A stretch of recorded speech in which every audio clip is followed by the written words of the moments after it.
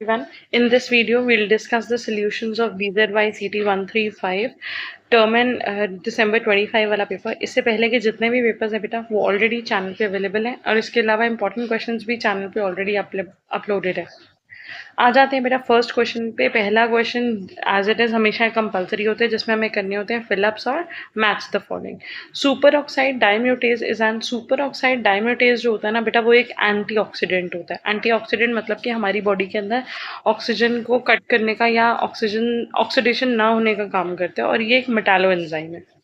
Synthesis of glucose from non carbohydrate. बेटा glucose जब बन रहा है नॉन कार्बोहाइड्रेट फॉर्म से तो उसको बोलेंगे gluconeogenesis. Increase level of ketone bodies in blood. Ketone bodies in blood तो कीटोन ईमिया ब्लड में है तो ईमिया। सलाइवरी ग्लैंड जो सलाइवरी अमाइलेज प्रोड्यूस करते हैं। बेटा three pairs of salivary gland हमारे पास होते हैं, उसमें से अमाइलेज प्रोड्यूस करने का काम होता है पैरोटिड ग्लैंड का। The fluid that separates after blood is allowed to clot. जब ब्लड क्लॉट हो जाता है तो बेटा जो फ्लूइड बनता है उसको बोलते हैं हम सीरम। तो जो फ्लूइड सेपरेट होता है after the clotting that is serum. Match the following की बात करें तो बच्चे एसिटाइल कोलाइन जो है वो एक न्यूरोट्रांसमीटर है। हाइपोफाइसिस वर्ड जो है वो पिट्यूटरी ग्लैंड के स्ट्रक्चर से एसोसिएटेड है। पैसिव ट्रांसपोर्ट इलेक्ट्रोकेमिकल ग्रेडियंट के अलोंग होता है high concentration to low concentration.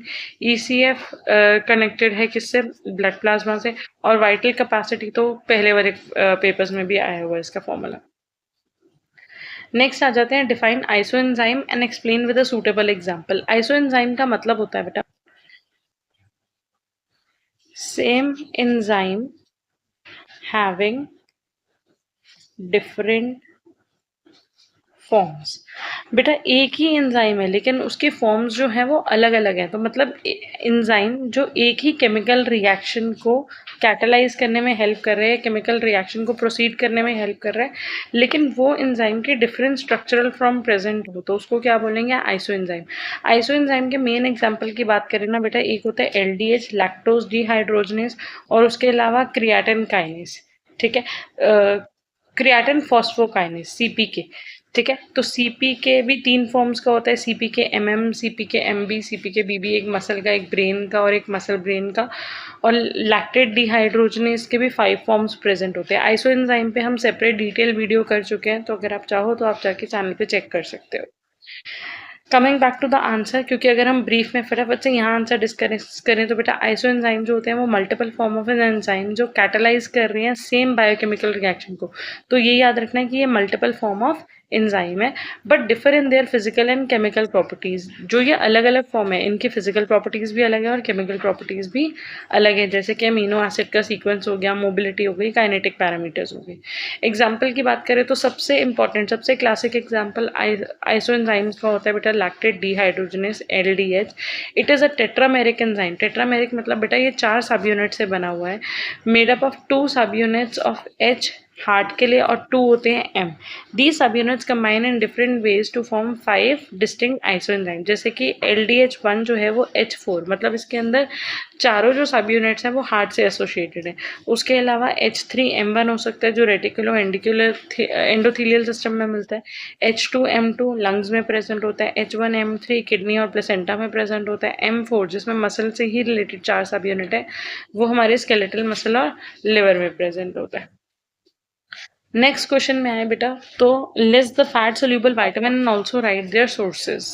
Vitamin की बात करें बेटा तो विटामिन से रिलेटेड क्वेश्चन हर पेपर में देखने के लिए मिलता है। तो ये एक इम्पॉर्टेंट टॉपिक है जिसमें आपको सारे विटामिन के नेम, सोर्सेज और फंक्शंस याद कर लेने चाहिए। जैसे अगर हम जून 2025 वाले पेपर की भी बात करें तो उसके अंदर भी हमें विटामिन B12 के अंदर विटामिन B12 कॉम्प्लेक्स में कौन कौन से विटामिन प्रेजेंट होते हैं, उनके क्या क्या फंक्शंस होते हैं वो आया था। अब अगर हम यहाँ पे बात करें fat soluble vitamin, fat soluble vitamin होते हैं बेटा A, D, E और K। ये 4 जो विटामिन है वो फैट सोल्यूबल है। तो इनको जब भी कंज्यूम करा जाता है या तो आफ्टर मील कंज्यूम करा जाता है या ऐसे किसी फूड के साथ, जैसे फॉर एग्जाम्पल एक सबसे कॉमन एग्जाम्पल, जब भी विटामिन D कंज्यूम करते हैं तो हम मिल्क के अंदर, कर्ड के अंदर, मतलब ये ऐसी किसी चीज़ के अंदर डिज़ोल्व करते हैं जो कि फैट कंटेनिंग हो। ठीक है। सो हमारे फैट सोल्यूबल वाइटामिन की अगर हम बात करें, फैट सोल्यूबल वाइटामिन है बेटा पहला vitamin A, that is retinol present होता है कैरेट, स्वीट पोटैटोज वगैरह में, इंपॉर्टेंट है ये विजन के लिए, इम्यून फंक्शन और सेलुलर ग्रोथ के लिए। Vitamin D that is calciferol, ये सिंथेसाइज होता है स्किन में in the presence of sunlight. और अगर हम सोर्सेज की बात करें इसके अलावा, अगर हमें इसे डाइट में लेना हो तो एग योक या फोर्टिफाइड मिल्क और फैटी फिश में। फोर्टिफाइड मिल्क का मतलब होता है, अब मार्केट में वो मिल्क ऐसे अवेलेबल है, आप जाके देखोगे तो उसमें लिखा हुआ होगा it is rich in vitamin A, vitamin D, मतलब मिल्क के अंदर वो ऑलरेडी एडेड है। ये बॉडी में विटामिन डी जो है उसका काम क्या होता है, बॉडी में कैल्शियम और फॉस्फोरस की एब्जॉर्प्शन को मेंटेन करता है, और ये हेल्दी बोन्स और टीथ के लिए भी इंपॉर्टेंट होता है। नेक्स्ट है बेटा विटामिन ई, दैट इज टोसोफेरोल। टोसोफेरोल हमें ज़्यादातर नट्स में मिलता है, नट्स, सीड्स, वेजिटेबल ऑयल में। ये एक बहुत ही पावरफुल एंटीऑक्सीडेंट है, मतलब हमारी बॉडी के अंदर ऑक्सीडेटिव डैमेज होने से सेल्स को बचाता है बाय फ्री रेडिकल्स को रिमूव करके। विटामिन के दैट इज़ फाइलोक्विनोन, ये प्रेजेंट होता है लीफी वेजिटेबल्स में लाइक केल, स्पिनच, ब्रोकली, कैबेज वगैरह में। ये ज़रूरी होता है प्रोटीन की प्रोडक्शन के लिए, ब्लड कोआगुलेशन के लिए और बोन मेटाबॉलिज्म के लिए। और इसमें से जो सबसे इंपॉर्टेंट फंक्शन इसका माना जाता है वो माना जाता है ब्लड कोआगुलेशन। तो विटामिन की मेनली किस चीज़ के साथ एसोसिएटेड है, ब्लड क्लॉटिंग के साथ। नेक्स्ट क्वेश्चन है बेटा, right short note on beta oxidation of fatty acid. Beta oxidation of fatty acid जो है ना बेटा, ये बहुत इंपॉर्टेंट क्वेश्चन है इस सब्जेक्ट का, और ये थोड़ा सा लेंदी क्वेश्चन भी है। इसकी सेपरेट वीडियो ऑलरेडी चैनल पे अवेलेबल है, I will put the link in the description. But yes, अगर आप वो कर चुके हो तो हम ओवरव्यू के लिए एक बार यहाँ पे एक बहुत ब्रीफ नोट देख लेते हैं, ये बीटा ऑक्सीडेशन है क्या। बीटा ऑक्सीडेशन बेटा एक कैटाबॉलिक प्रोसेस है। कैटाबॉलिक प्रोसेस मतलब कि वो प्रोसेस जो किसी भी चीज़ को ब्रेक करने का काम करता है, तो ये कैटाबॉलिक है। ये किसको ब्रेक कर रहा है, ये ब्रेक कर रहा है बेटा फैटी एसिड। आपको नाम ही बता रहा है बीटा ऑक्सीडेशन, तो मतलब ऑक्सीडेशन हो रही है किसकी, फैटी एसिड्स की। Are broken down in mitochondria to generate acetyl coenzyme A. इसका जो प्रोसेस होता है ना वो एक साइकिल में चलता है, मतलब रीअकरिंग सीक्वेंस है, 4 रिएक्शंस हो रहे हैं, वही ऑर्डर में बार बार होते रहेंगे। पहला है ऑक्सीडेशन, हाइड्रेशन, ऑक्सीडेशन, क्लीवेज। तो आप याद रख सकते हो OHOC, ठीक है। ऑक्सीडेशन होगा, फिर हाइड्रेशन होगा, फिर ऑक्सीडेशन होगा, फिर क्लीवेज होगा। यहाँ पे I am not putting the cycle या रिएक्शंस जो कि बीटा ऑक्सीडेशन में हो रहे हैं, तो उसके लिए you have to go through the complete cycle कि उसमें क्या क्या हो रहा है। लेकिन इसका काम क्या है, इसका काम बेटा है each cycle remove 2 carbon unit from fatty acid. मतलब कि हर बार ये क्या रिलीज कर रहा है, एसिटाइल कोएंजाइम है। मतलब जब भी रिपीटेड साइकिल्स में बीटा ऑक्सीडेशन होता रहता है। Each cycle remove 2 carbon unit, हर एक साइकिल में 2 कार्बन यूनिट रिलीज हो रहे हैं इन the form of acetyl coenzyme है। इसके साथ NADH और FADH2 भी प्रोड्यूस होता है, जो कि हमारे लिए एनर्जी करेंसी की तरह है। These high energy electron carriers enter the electron transport chain और फिर प्रोड्यूस कर देते हैं ATP। 1 NADH जो होता है वो बेटा 3 ATP प्रोड्यूस करता है, और एक FADH2 जो होता है वो 2 ATP प्रोड्यूस करता है, ठीक है। तो इसीलिए फैट्स जो है वो हाई सोर्स ऑफ एनर्जी है, क्योंकि जब उनका ऑक्सीडेशन होगा, ब्रेकडाउन होगा, तो NADH और FADH2 की फॉर्म में एनर्जी प्रोड्यूस होगी, जो लेटर ऑन ETC में एंटर करके ATP बनाएंगे। नेक्स्ट क्वेश्चन है बेटा, distinguish between transamination and deamination. Transamination क्या होता है और डीएमिनेशन। ट्रांसएमिनेशन और डीएमिनेशन की बात करें तो बेटा ये एक दूसरे से एकदम ऑपोजिट प्रोसेस है, रिवर्सल प्रोसेस है। अगर आप इसका लास्ट पॉइंट पहले रीड करो तो आपको बहुत अच्छे से समझ आएगा। ट्रांसएमिनेशन में synthesis of non essential amino acids हो रहा है and inter conversion of amino acid. मतलब कि बेटा यहाँ पे जो अमीनो एसिड्स हैं वो फॉर्म हो रहे हैं, फॉर्मेशन हो रही है। वेयर एज डीएमिनेशन में, मतलब डी मतलब रिमूव होना, एमिनेशन मतलब अमीनो ग्रुप, तो यहाँ पे ब्रेकडाउन ऑफ अमीनो एसिड्स हो रहा है एनर्जी प्रोड्यूस करने के लिए। और अमोनिया जो भी प्रोड्यूस हो रहा है, क्योंकि डीएमिनेशन हो रहा है ना, अमीन रिलीज हो रहा है, जो भी अमोनिया रिलीज हो रहा है वो बाद में किस में कन्वर्ट हो रहा है, यूरिया में, ठीक है। तो ट्रांसएमिनेशन के अंदर नॉन एसेंशियल अमीनो एसिड का प्रोडक्शन हो रहा है, वेराज डीएमिनेशन के अंदर अमीनो एसिड का ब्रेकडाउन मतलब कैटाबॉलिज्म हो रहा है। अगर हम डेफिनेशन की बात करें, ट्रांसएमिनेशन का मतलब ट्रांस मतलब ट्रांसफर, तो transfer of amino group from one amino acid to another keto acid. Deamination का मतलब है बेटा removal of amino group from an amino acid, और वो जो अमीनो ग्रुप रिलीज होगा वो in the form of free ammonia NH3 की फॉर्म में रिलीज हो रहे हैं। एंजाइम, यहाँ पे एंजाइम जो इस रिएक्शन को कैटलाइज कर रहे हैं वो है अमीनो ट्रांसफरेजेस या फिर ट्रांसएमिनेसेस बोल सकते हैं। यहाँ पे एंजाइम को डीएमिनेसेस बोल सकते हो, जैसे कि example glutamate dehydrogenase. Reversible reaction होता है ट्रांसएमिनेश, लेकिन डीएमिनेशन जो होता है वो इरिवर्सिबल रिएक्शन होता है। ठीक है, नेक्स्ट है बच्चे short note on haemoglobin and structure of heart. Haemoglobin की अगर बात करें ना तो बेटा हीमोग्लोबिन 4 पेप्टाइड यूनिट से बना हुआ है, 4 सब यूनिट से बना हुआ है, अल्फा 2 एंड बीटा 2। हीमोग्लोबिन हमारे लिए इंपॉर्टेंट क्यों है? हीमोग्लोबिन हमारे लिए इंपॉर्टेंट है क्योंकि ये हमारी रेस्पिरेटरी पिगमेंट है। रेस्पिरेटरी पिगमेंट क्यों? क्योंकि ये मेनली ऑक्सीजन को कैरी करता है। ठीक है, ऑक्सीजन को कैरी करके ट्रांसपोर्ट करने में ये हेल्प करता है। ये बना हुआ है 2 अल्फा 2 और 2 बीटा 2 से, जो मेन हीमोग्लोबिन होता है, जो नॉर्मल हीमोग्लोबिन होता है। ठीक है, तो हीमोग्लोबिन जो है वो एक आयरन कंटेनिंग मेटालोप्रोटीन है जो प्रेजेंट होता है आरबीसीज के अंदर। स्ट्रक्चर की बात करें तो बेटा टेट्रामेरिक प्रोटीन है। टेट्रा मतलब के 4, तो 4 यूनिट्स ऑफ प्रोटीन अटैच्ड है, consisting of 4 polypeptide chain in adult humans HbA। Humans के अंदर नॉर्मली जो होता है वो कौन सा होता है? HbA, जिसके अंदर 2 अल्फा चेन्स होती हैं और 2 बीटा चेन्स होती हैं। Each chain is attach to a non protein heme group. हर एक चेन जो है वो बेटा हीम ग्रुप से अटैच होगा और उस हीम ग्रुप में आयरन प्रेजेंट होगा सेंटर पे। इसीलिए हम बोलते हैं कि हीमोग्लोबिन की फॉर्मेशन के लिए आयरन हमारी बॉडी में होना ज़रूरी है। फंक्शन क्या है हीमोग्लोबिन का? It's primary role is to transport oxygen from lungs to tissues where each Fe2+ reversibly bind with 1 molecule of O2। अब यहाँ पे देखो 4 पॉलीपेप्टाइड चेन है।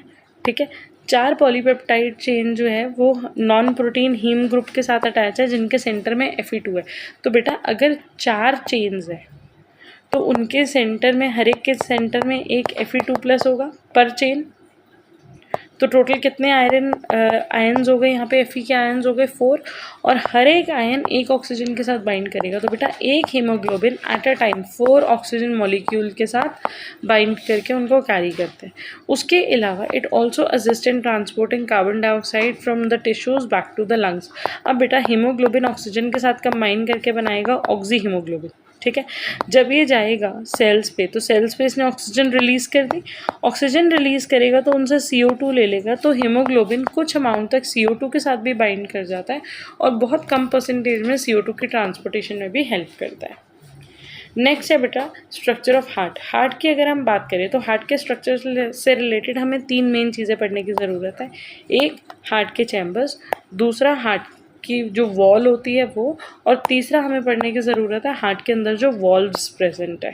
ठीक है, अगर हम बात करें चैम्बर्स की तो हमें पता है कि हार्ट जो है उसमें 4 चैम्बर्स होते हैं। लेफ्ट साइड और राइट साइड सेपरेटेड होती है by a wall called septum. अगर यहाँ पे आप डायग्राम देखो तो ये जो बीच में वॉल है, ये वॉल बेटा क्या है? सेप्टम। ठीक है, तो ये सेप्टम जो होती है वो लेफ्ट साइड और राइट साइड को सेपरेट करती है, जिसकी वजह से ऑक्सीजनेटेड और डीऑक्सीजनेटेड ब्लड मिक्स नहीं होता। 4 चैम्बर्स, राइट एट्रियम मतलब कि जो अपर राइट चैम्बर है, अपर राइट चैम्बर, और उसके बाद right ventricle, lower right chamber, left atrium and left ventricle. ठीक है, उसके बाद अगर आपको पैसेज याद हो तो आप इनके बारे में, चैम्बर्स के बारे में खुद से लिख सकते हो। ब्लड बेटा सुपीरियर वेना कावा और सुपीरियर वेना कावा और उसी तरह एक इन्फीरियर वेना कावा होती है। ठीक है, ये वाली होगी inferior vena cava. Superior vena cava, inferior vena cava blood लेके आ रही है कहाँ पे? राइट ऑरिकल में। और ये ब्लड कौन सा है? CO2 रिच ब्लड, मतलब कि डीऑक्सीजनेटेड ब्लड। ये ब्लड जाएगा कहाँ पे? राइट ऑरिकल से राइट वेंट्रिकल के बीच में। राइट वेंट्रिकल से बेटा ये ब्लड चला जाएगा कहाँ पे? लंग्स में चला जाएगा फॉर ऑक्सीजनेशन। ठीक है, वहाँ से ऑक्सीजन कैरी करके ये ब्लड वापस आएगा और कहाँ पे आएगा? ये ब्लड आएगा अब यहाँ पे, एक second, path is not this. ये ब्लड लंग से वापस आ रहा है लेफ्ट ऑरिकल में, और किसके थ्रू आ रहा है? पल्मोनरी वेन के थ्रू। ठीक है, तो पल्मोनरी वेन के थ्रू ये आएगा लेफ्ट ऑरिकल में। लेफ्ट ऑरिकल से ब्लड जाएगा लेफ्ट वेंट्रिकल में, और लेफ्ट वेंट्रिकल से ब्लड पंप होकर कहाँ चला जाएगा? सिस्टमिक आयोटा के थ्रू बाहर चला जाएगा। ये जो सिस्टमिक आयोटा होता है, मतलब आयोटा मेन लार्जेस्ट आर्टरी है और इसके अंदर 3 ब्रांचेस होती हैं जिसके नाम आपको याद करने हैं। ठीक है, अगर हम बात करें हार्ट वॉल की तो हार्ट की जो वॉल्स होती है ना बेटा वो 3 होती हैं। Endocardium, myocardium, epicardium. एंडोकार्डियम मतलब एंडो मतलब सबसे इनर वाली, तो ये सबसे इनर लाइनिंग है जो हार्ट चैम्बर्स को इनक्लोज कर रही है। मसल्स ऑब्वियसली ये जो लेयर्स होती हैं वो मस्कुलर लेयर होती है। मायोकार्डियम जो है जो वो थिक है मस्कुलर मिडल लेयर है जो कंट्रैक्शन और पंपिंग के लिए मेनली रिस्पॉन्सिबल है। और एपिकार्डियम सबसे बाहर वाली लेयर है, सबसे आउटर लेयर है, तो उसका मेन काम क्या है, प्रोटेक्शन प्रोवाइड करना। ठीक है, अगर आप एक बार ये वाला डायग्राम देखो तो यहाँ पे डायग्राम के अंदर और ज़्यादा डिटेल्स दिए हुए हैं जो आपको अच्छे से करोगे तो बहुत अच्छी बात है। सुपीरियर वेना कावा, उसके अलावा इन्फीरियर वेना कावा, उसके अलावा बेटा ये राइट एट्रियम हो गया, नीचे हो गया राइट वेंट्रिकल, यहाँ पे है लेफ्ट वेंट्रिकल, यहाँ पे है लेफ्ट एट्रियम। और जो आयोटा के नाम आपको याद करने हैं बेटा, आयोटा की ये जो ब्रांचेस है, दिस इज ब्रांकियोसेफेलिक आर्टरी, फिर लेफ्ट कॉमन कैरोटिड आर्टरी और लेफ्ट सबक्लेवियन आर्टरी। तो ये आयोटा जो है वो फर्दर 3 मेन ब्रांचेस उसमें से अराइज होती हैं, ब्रांकियोसेफेलिक, लेफ्ट कॉमन कैरोटिड आर्टरी और लेफ्ट सबक्लेवियन आर्टरी। ओके, उसके बाद अगर हम आ जाते हैं वॉल्स पे, तो वॉल्स क्या होते हैं, वॉल्स बेटा मस्कुलर गेट्स की तरह होते हैं और वो इंश्योर करते हैं कि ब्लड जो है वो एक ही डायरेक्शन में जाए, या फिर हम कह सकते हैं वो प्रिवेंट करते हैं बैक फ्लो ऑफ ब्लड को, कि जो ब्लड है ना वो पीछे की तरफ वापस फ्लो ना करे। वॉल्स की अगर हम बात करें, ट्राइकास्पिड वॉल्व जो होता है वो प्रेजेंट होता है बेटा राइट साइड में, राइट एट्रियम और राइट वेंट्रिकल के बीच में। पल्मन उसके साथ बाइकास्पिड वॉल्व जिसको मिट्राल वॉल्व बोलते हैं वो प्रेजेंट होता है लेफ्ट वेंट्रिकल और लेफ्ट एट्रियम के बीच में। अगर आप यहाँ पे देखोगे, हाँ जी, यहाँ पे दिस इज एट्रियो वेंट्रिकल मतलब कि ट्राइकास्पिड वॉल्व जो कि यहाँ प्रेजेंट है, और बाइकास्पिड वॉल्व प्रेजेंट होगा इधर बेटा। ठीक है, उसके अलावा आ जाता है पल्मोनरी वॉल्व। पल्मोनरी वॉल्व जो होता है वो कंट्रोल करता है exit from right ventricle into the pulmonary artery. तो ये मेनली प्रेजेंट है पल्मोनरी आर्टरी जहाँ पे शुरू हो रही है, राइट वेंट्रिकल से जब ब्लड रिलीज होता है और वो पल्मोनरी आर्टरी में जाता है, तो वहाँ पे कौन सी वाल्व प्रेजेंट है, pulmonary valve which is here, या ये राइट सॉरी यहाँ नहीं, यहाँ पे। तो ये जब राइट वेंट्रिकल है, राइट वेंट्रिकल से ब्लड बेटा जब जाएगा तो ये जो फ्लैप लाइक स्ट्रक्चर बना हुआ है ना इस टाइप से, ये क्या है, वॉल्व है।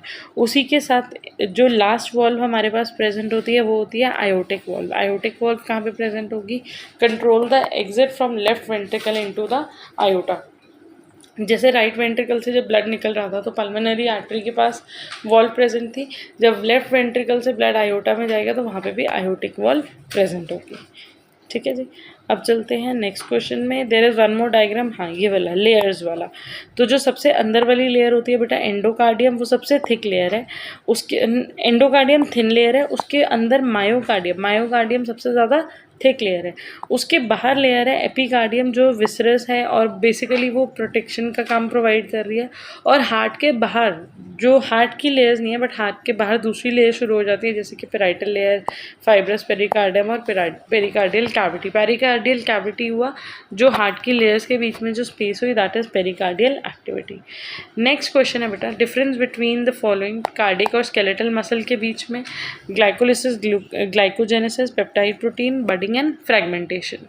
बात करें कार्डियक मसल और स्केलेटल मसल की, तो कार्डियक मसल बेटा हार्ट में प्रेजेंट है, ये स्ट्रिएटेड होता है, मतलब स्ट्रिएटेड की जगह आप बोल सकते हो फेंटली स्ट्रिएटेड।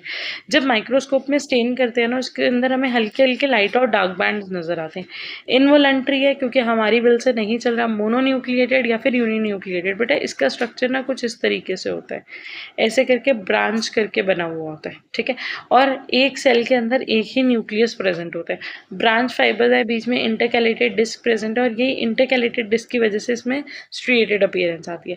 स्केलेटल मसल्स की अगर बात करें, ये अटैच टू बोन्स हैं, ये भी स्ट्रिएटेड है लेकिन वो फेंटली स्ट्रिएटेड थे। कार्डियक मसल जो थे बेटा वो इनवॉलंटरी है, मतलब वो हमारी विल से काम नहीं करते, लेकिन जो स्केलेटल मसल्स हैं वो वॉलंटरी है, उनको हम अपनी विल से काम करवा सकते हैं। कार्डियक मसल्स इन मोनोन्यूक्लिएटेड या यूनिन्यूक्लिएटेड है, vera skeletal muscles multi nucleated है। कार्डियक मसल जो है वो ब्रांच है, स्केलेटल मसल्स जो है वो अनब्रांच ब्रांच्ड है।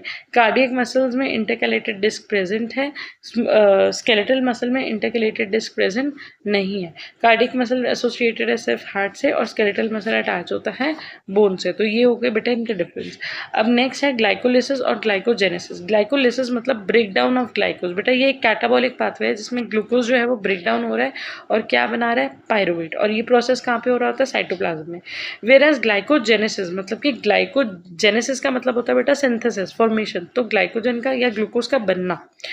Anabolic pathway that synthesize glycogen from glucose. तो यहाँ पे ग्लाइकोजन बन रही है किससे, ग्लूकोज से। अगर ग्लूकोज ब्रेक डाउन होकर छोटे छोटे प्रोडक्ट्स बना रहे हैं, ठीक है। अब बेटा यहाँ पे ग्लूकोज है, अगर ये ग्लूकोज ब्रेक डाउन होगा और बना देगा पायरुवेट, तो वो प्रोसेस क्या हो जाएगा, ग्लाइकोलिसिस। लेकिन अगर ये ग्लूकोज सिंथेसाइज करेगा एक और कॉम्प्लिकेटेड और स्टोर्ड फॉर्म ऑफ एनर्जी को और बना देगा ग्लाइकोजन, तो उसको बोल देंगे ग्लाइकोजेनेसिस। ग्लाइकोजन जो होता है वो ग्लूकोज को स्टोर करने की एक फॉर्म होती है। ये मेनली हमारे लिवर के या स्केलेटल मसल्स के अंदर होता है। नेक्स्ट है पेप्टाइड प्रोटीन का डिफरेंस और बडिंग फ्रैगमेंटेशन। पेप्टाइड और प्रोटीन क्या होता है बेटा, पेप्टाइड और प्रोटीन दोनों ही किससे बने हुए होते हैं, अमीनो एसिड से, ठीक है। अमीनो एसिड जैसे बहुत सारे अमीनो एसिड, जैसे ये एक हो गया, फिर दूसरा, तीसरा, चौथा, ऐसे बहुत सारे अमीनो एसिड जब ज्वाइन होंगे तो पहले बनेगा पेप्टाइड। तो short chain of amino acid link by peptide bond typically fewer than 50, मतलब वो कह रहे हैं कि अगर 50 से कम अमीनो एसिड ज्वाइन हो रहे हैं तो उसको हम क्या बोलेंगे, पेप्टाइड। लेकिन अगर बहुत सारे अमीनो एसिड ज्वाइन हो रहे हैं तो उसको हम पॉलीपेप्टाइड या प्रोटीन बोल सकते हैं, ठीक है। मोर देन 50 या मोर देन 100 अमीनो एसिड जब ज्वाइन हो जाते हैं तो वो क्या बन गए, प्रोटीन।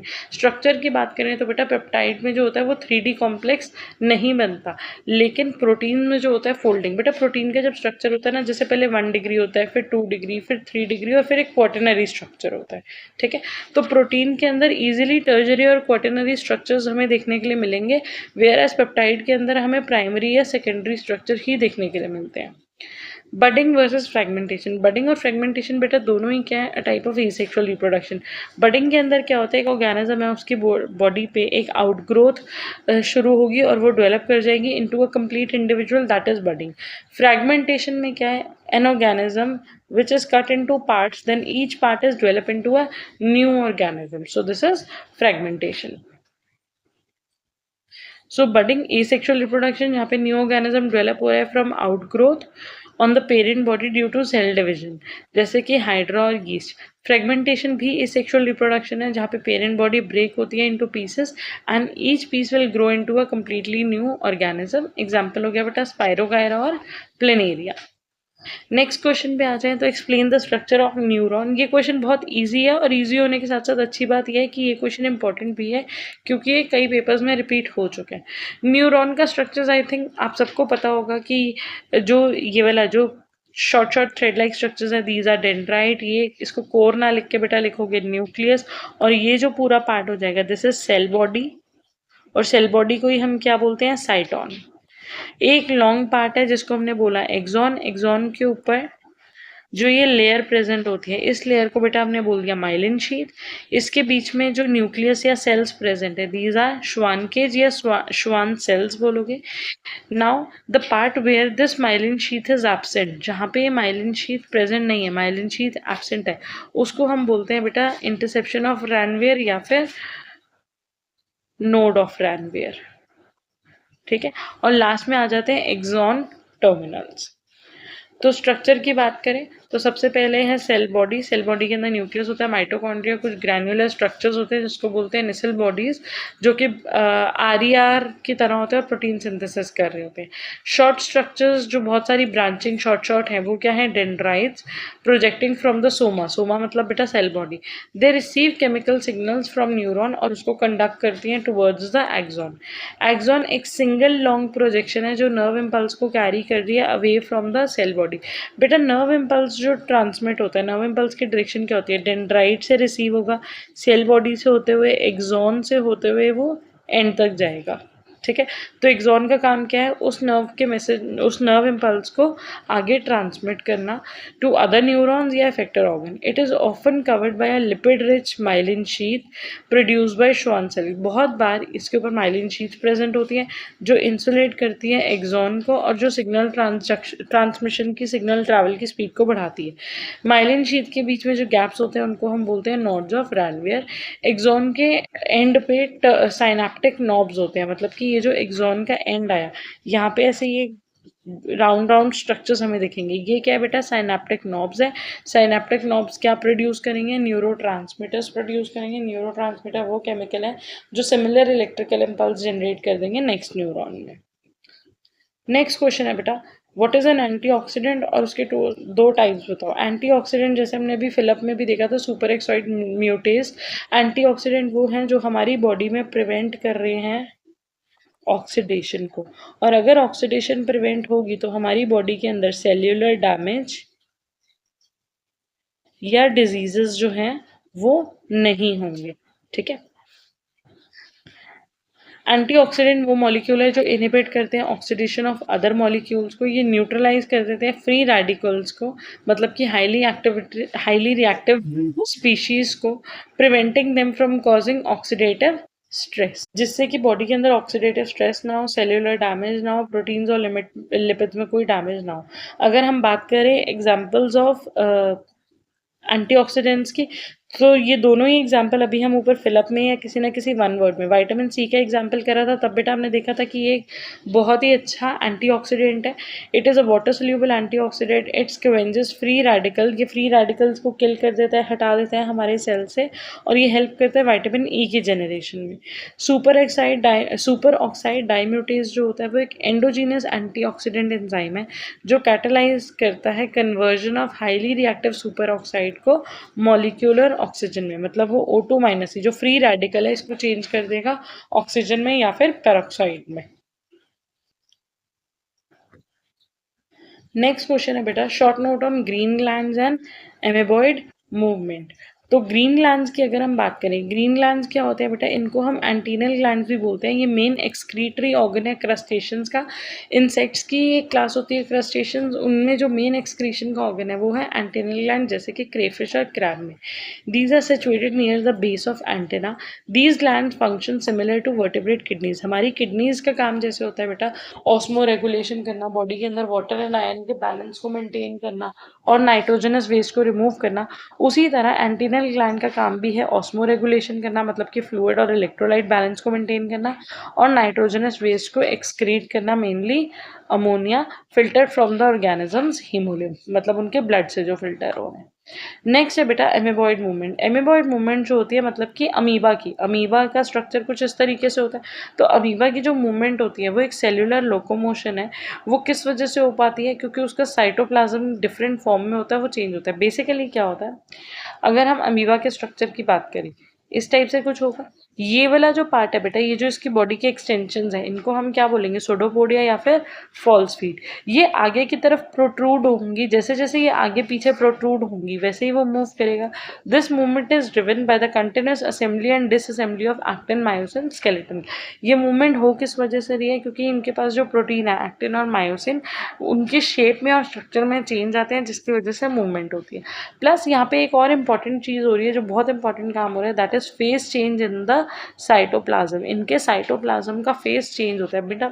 यहाँ पे ना दो तरीके का साइटोप्लाज्म प्रेजेंट। अगर हम बात करें ना अमीबा की, मान लो ये एक स्ट्रक्चर हमने अमीबा का बनाया, इसका जो साइटोप्लाज्म है उसको हमने दो पार्ट्स में कैटेगराइज कर दिया। एक है एक्टोप्लाज्म जो बाहर की तरफ है, ठीक है, यहाँ ले लेते हैं, ये पूरा क्या है इसका एक्टोप्लाज्म। और एक हो जाएगा बच्चे इसका एंडोप्लाज्म, लाइक दिस। अंदर वाला जो साइटोप्लाज्म है उसको हम बोल देंगे एंडोप्लाज्म। तो एक है एक्टोप्लाज्म और एक है एंडोप्लाज्म। जो एंडोप्लाज्म होता है ना बेटा, वो होता है सॉल्ट टाइप, वो होता है सॉल्ट टाइप, ठीक है। और जो एक्टोप्लाज्म होता है वो होता है जेल टाइप। ये सॉल्ट टाइप है और ग्रैन्युलर होता है, ठीक है, और ये एक दूसरी फॉर्म में चेंज हो सकते हैं।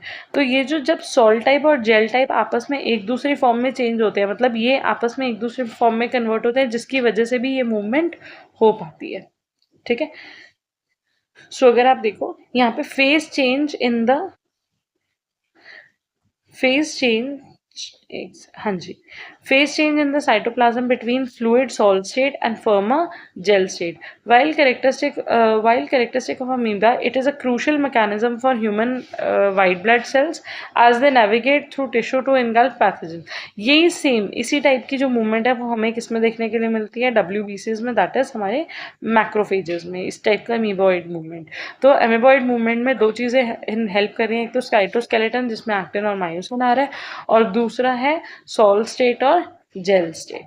ठीक है, विद दिस बेटा हमारा ये जो पेपर है उसके सॉल्यूशंस कवर हो गए, बट येस आई एग्री ये जो सॉल्यूशंस हैं वो थोड़े से ब्रीफ हैं और डिटेल हो सकते हैं। तो अगर आपको किसी भी क्वेश्चन में लगे कि आपको डिटेल सॉल्यूशन चाहिए, you can put that in the comment section, I will try कि हम वो करेंगे। बट येस यहाँ पे एक आंसर जो बहुत डिटेल में हुआ है which is beta oxidation of fatty acids, तो वो आई मस्ट से कि you should visit the link और वहाँ से आप उसको करो। Thank you so much.